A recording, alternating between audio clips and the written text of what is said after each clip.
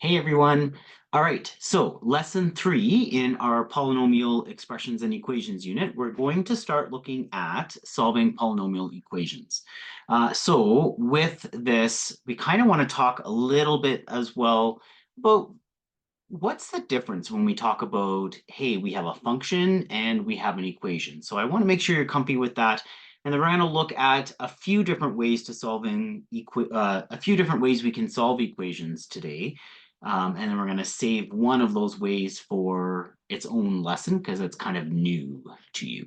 Okay, so that'll be lesson 4, and we'll get there. We'll get there when we get there. Don't worry. Okay, so last year, we learned some different ways to solve problems involving quadratic relations and functions. We'll extend these to other functions, and we're going to add a new method. But first, let's just do that little sort of comparison. So we want to talk about, what's the difference between x-intercepts versus zeros versus roots versus solutions. Okay, I'm just going to hide my head for just one quick second there, just so that you can see all of that. Okay, so we know that a function has the form f of x equals x squared minus 2x minus 3. There's an example of a function, okay?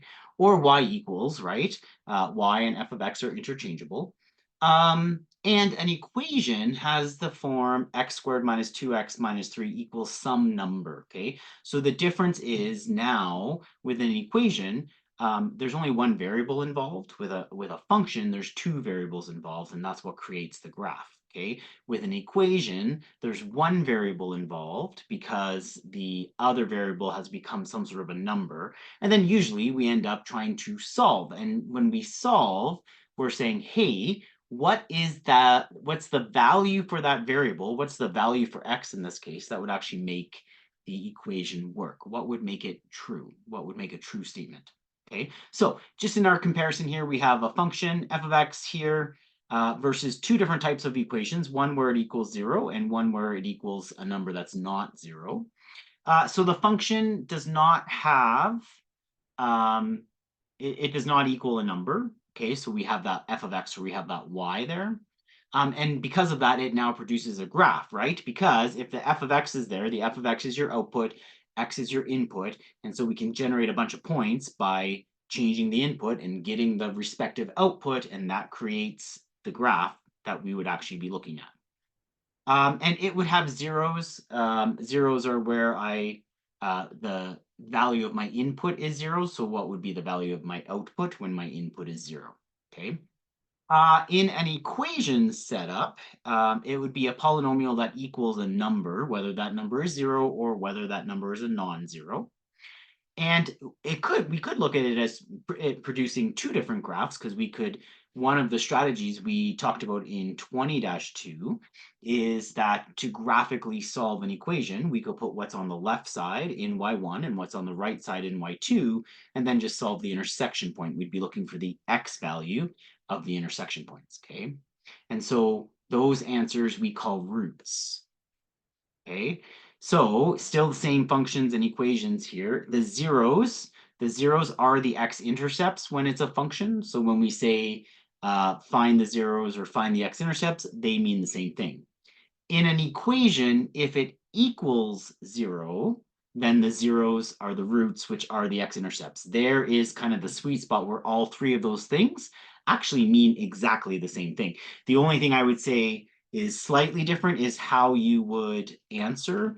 If you are asked for an x-intercept, your answer is always a coordinate point, remember. So it would have to be bracket x comma y bracket. Whereas if you're asked for a root or a 0, your answer would be like x equals some number, okay?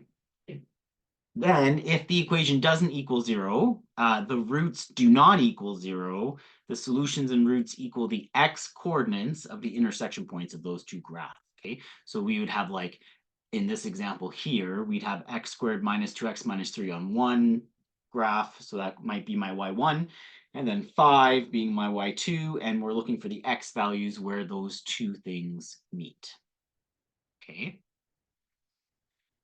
Okay, functions cannot be solved. Instead, we generate points from them. But they may help write an equation that can be solved, right? If we plug in a value for y, then that function now becomes an equation that we can solve. So then in the equation standpoint, a solution to the equation are the values of the variable which make the equation true. Okay, sometimes you'll hear teachers say it makes it work. Okay, so it's the value that I can plug in for x where I'll get the same number on the left side and the same number on the right side. So I get an actual true equal statement. Okay, an equation is said to be true if the left side is equal to the right side. Okay, all right. Awesome. Now, a few methods to solve equations. We're going to take a look at the first three today. Factoring, which would be known as an algebraic method. The quadratic formula, which would be known as an algebraic method. Okay, I say that because if the question says algebraically solve, your choices are going to be factoring or quadratic formula. Okay. You could graph as well. We're not going to do a whole lot of graphing today because you did a lot of graphing in 20-2. So if you need to review some of graphing, I've got videos from 20-2. Just look them up on solving, just like type in 20-2 solving by graphing. Okay.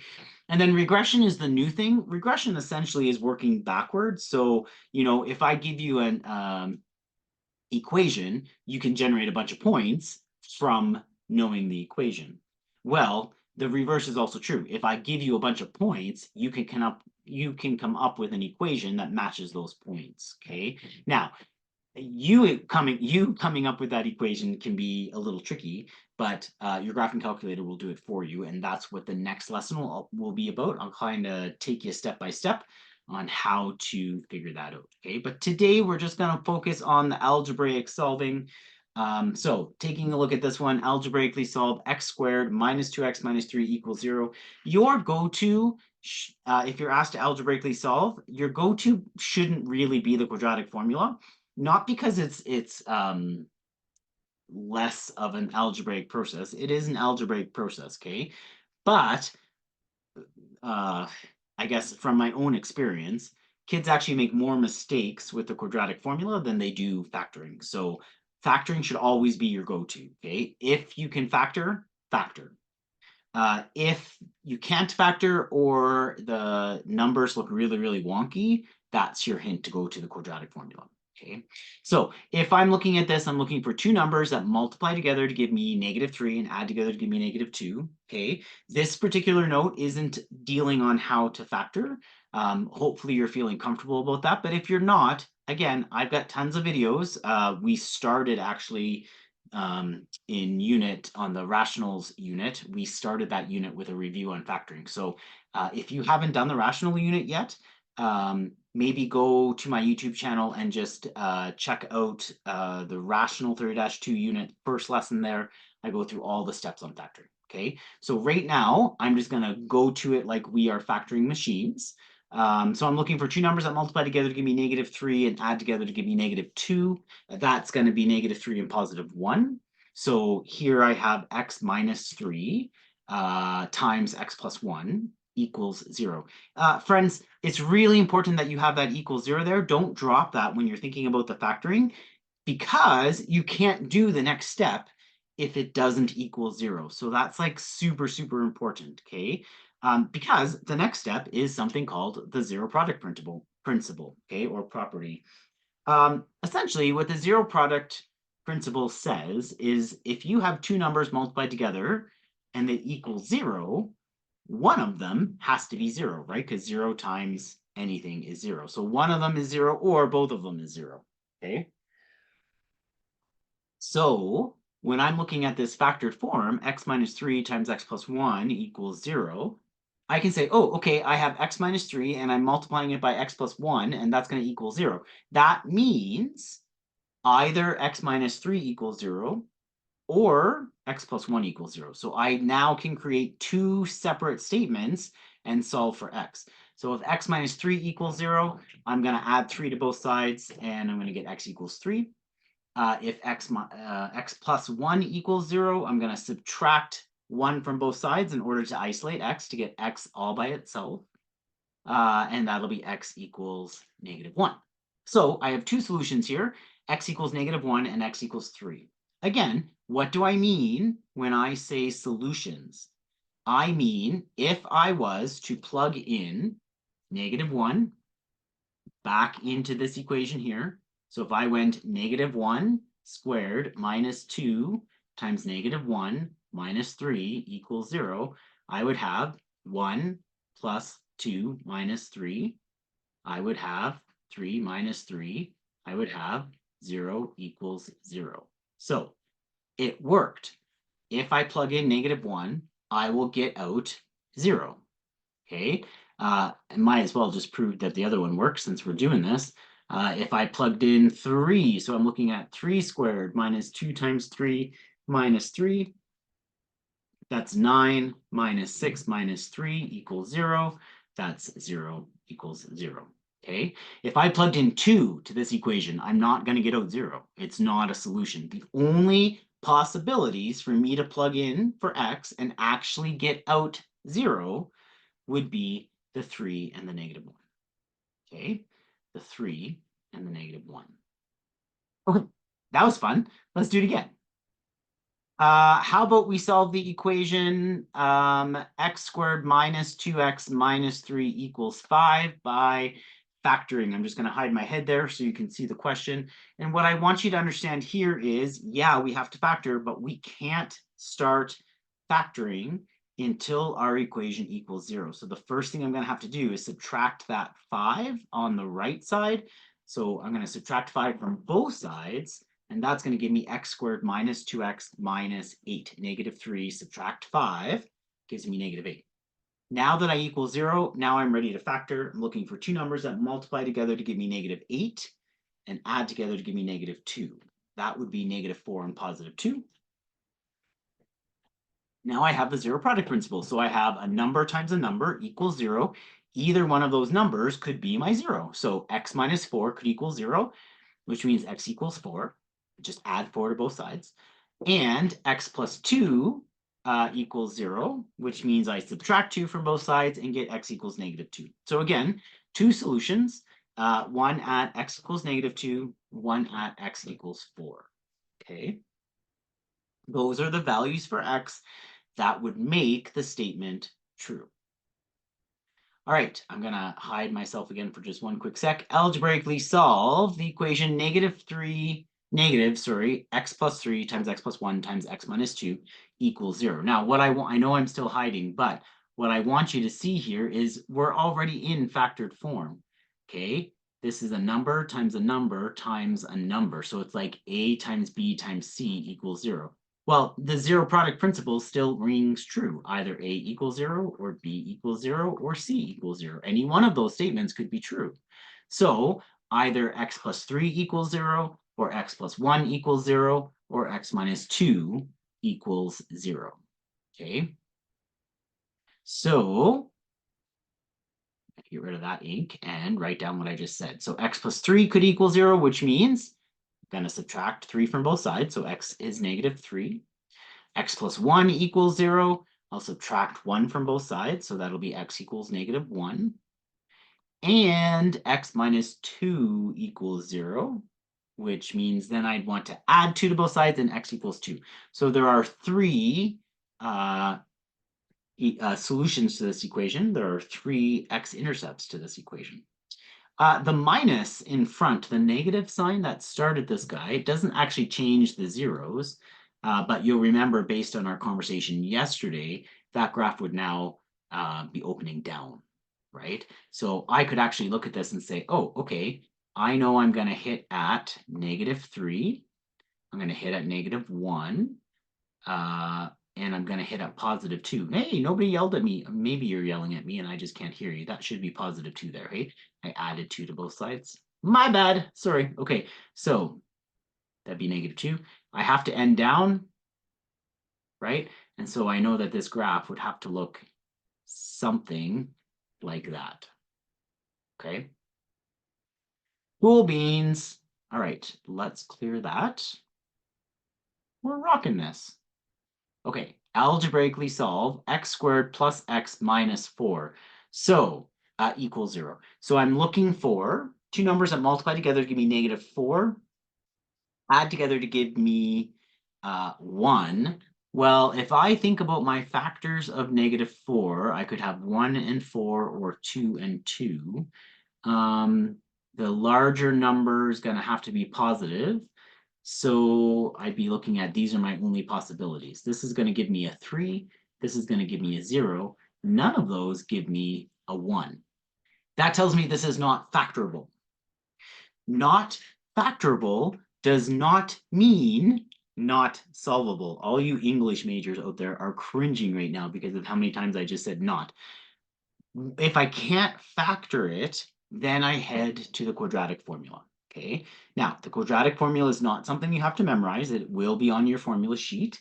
It's negative b plus or minus the square root of b squared minus 4ac all over 2a. Now, when we say that, we're assuming that it looks in this form. So ax squared plus bx plus c. Okay. So that means my a value here is a 1, right? My b value is a 1, and my c value is a -4. Always make sure you're paying attention to the sign that's in front of the term that you're talking about. Okay, so if I plug those guys in, I'm just going to get rid of that ing. If I plug those guys in, I'm looking at this at the moment. Okay, so negative b was 1, plus or minus 1 squared minus 4 times 1 times -4. When you're showing your work, I would then want you to work with this, the stuff that's underneath the square root. Get that to be one number. So you can throw that in your calculator if you want. -4 times -4 is 16. So this is 1 plus 16, which is going to be 17. So I'm looking at -1 plus or minus the square root of 17 all over 2. 2 times 1, right? Now, that's actually the best I can do with this. Sometimes I might be able to simplify this. Like if I had, I don't know, root 28, I could say, oh, look, that's like root 4 times root 7, and the root of 4 is 2, right? You remember doing lots of that in 20-2. So if you can do that, you should do that in showing your work, okay? In this example that I've given you to start off with the quadratic formula, there's nothing else I can do here. There's nothing to simplify. There are still two answers, right? One is -1 plus root 17. The other is -1 minus root 17, okay? The other thing that I would just remind you is, say they asked you to, I don't know, answer to the 10th or something like that. When you're typing this in, either press the button on your calculator that opens up a fraction first, okay? For Casio kids, it actually looks like that button. For TI kids, depending on the model, it might look like that button. Or if you're doing it as a division statement, just make sure you go like bracket -1 plus root 17 bracket and then divide by 2. But make sure the top is in its own set of brackets. And if you had more than one item down here, I don't know, say you had 2 plus x, just make sure that is also in a set of brackets. Okay, so the entire top, if you're writing it as a division statement, the entire top should be in its own set of brackets, and the entire bottom should be in its own set of brackets. Okay? All right, solve the equation x squared plus x minus 4 equals -3. Again, what I want you to notice here first is it doesn't equal 0. Whether you're going to factor or whether you're going to use the quadratic formula, you can't do anything until it equals 0. So the first thing I'm going to do is add 3 to both sides. That's where the -1 is coming from. Then I'm going to think, okay, can I factor this? Are there two numbers that multiply together to give me -1 and add together to give me +1? The answer to that is a resounding no. So now I'm going to head to the quadratic formula. I know my a value is 1, my b value is 1, and my c value is -1. So I plug all that in. I will work on getting the top underneath the square root here to be its own number. So that ends up being 1 plus 4, which is 5. So that'll be -1 plus or minus the root of 5 all over 2. And again, there's nothing else I can do there. It's as simple as I can make it. Okay, so that would be my final answer. Okay, awesome. Use the quadratic formula to solve -x cubed minus 2x squared plus 5x plus 6 equals 0. I'm probably cutting that off a bit, so I'll hide my head for a sec. All right, when I was doing this note up, this is going to make me feel old, but the very first thing I heard in my head was silly rabbit, tricks are for kids. Now, I don't even know if they make tricks anymore, but what I want you to think about here is silly math question.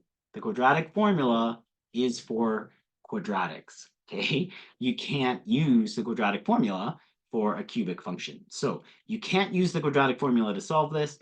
Um, you actually don't know of an algebraic method to solve this. So this would probably then turn you into, you'd have to graph it, okay? So you would throw negative x cubed minus 2x squared plus 5x plus 6 into your graphing calculator and go from there, okay? Okay, cool. A company wants to change, I'm just going to hide here for a sec.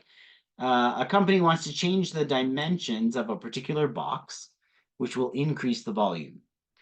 The box is currently 5 centimeters by 4 centimeters by 12 centimeters, as shown below. I actually have it on your screen here to the right. To create the new box, the company will increase each dimension by the same amount. So as soon as we see that, probably we want to call that amount x, okay? The volume of the box can be calculated by using the formula V equals length times width times height. The company does not want the volume of the box to exceed 1,000 centimeters cubed. Determine the largest amount by which each dimension of the box can be increased to the nearest tenth of a centimeter and state any restrictions on the variable. Okay, so lots of things to talk about here. First, just like I was saying as we were walking through the problem, I'm going to start by saying, okay, what is my variable? I'm going to say let x equal the amount of increase. Okay, now if my original dimensions were 5 by 4 by 12, and I'm going to add essentially x to each of those, my new dimensions will be 5 plus x, 4 plus x, and 12 plus x. And I know when I multiply all those together, I don't want to go over 1,000. So I'm going to set it equal to 1,000 for now. And as long as my answer, whatever my x value is here, as long as the answer I choose is slightly lower, then it won't be over 1,000, right? Okay, so the other thing I want to talk about is restrictions now. Now we know that dimensions can't be negative numbers in and of themselves. But the restriction isn't really here on the dimension, it's on the value of x. So I'm actually going to say the only thing that would cause a negative number here is like once I get, if I had -4 here, that would make a 0, right? And that would kind of make this whole thing fall apart. So I'm actually going to say x is greater than -4. Now, that's going to bother some of you, and that's okay. I don't mind being a bother every now and then. Some of you that's going to bother you because you'll be like, well, if I had a -3, yes, it works in the equation, but the equation said how much will I increase? Yes, the equation did say how much you will increase, and if you want to fight with me about that and say it has to be a positive number, then you can say x is greater than 0, and I'm okay with you saying that. I'm going to say x is greater than -4 though, because to me, the word increase is kind of a placeholder. To me, it's more how much do I change the dimensions to get the volume where I want it to be. So if that means I actually decrease everything by 1, I would actually be okay with that in this question, if that's what gave me the best answer, okay? Again, I'm not trying to stress you out with that conversation. I'm just saying, to me, I think this is the best restriction. If I'm stressing you out and you want to say, nope, x has to be greater than 0, that's okay. Okay. All right, I'm going to go ahead and graph this. So what I'm going to do is I'm going to put this side in y1 and this side in y2, just like I have here. My y1, 12 plus x times 4 plus x times 5 plus x. Okay. My y2 is 1,000. Now, I can go and draw that right away, and I'm not really going to see anything probably because my window settings are out of whack. I'm going to adjust my window settings. I need to be, my y's have to be higher than 1,000. Okay, so if you're doing this along with me, here are the window settings I'm about to show you. I've got an x min at -2 and an x max at 6. And then I've got a y min at -250 and a y max at 1250.